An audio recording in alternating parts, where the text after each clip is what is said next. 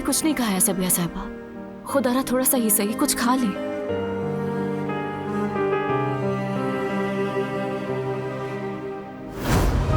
हाँ मैं बारान काराबे, देखो इन्हें, देखो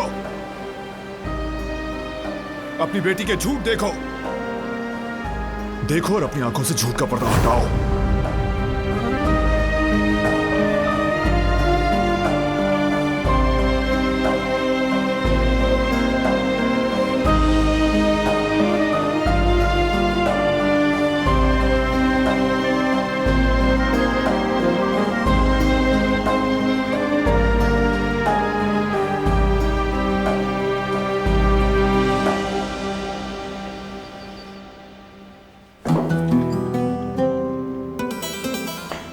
कदर, सोफे तैयार हो गए? जी तैयार हैं। जाके देखो फूल आ गए क्या? ये लीजिए, फूल भी आ गए। अम्मी मदद करें, मेरे साथ उठवाएं। ठीक है बेटी।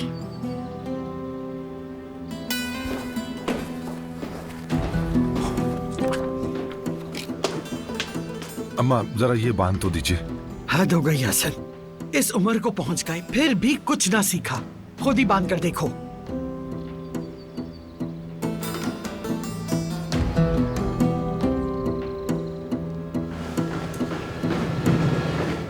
ओह माशाअल्लाह, मेरा बेटा क्या शानदार शख्सियत निकली है। अल्लाह नजर बद से बचाए तुम्हें।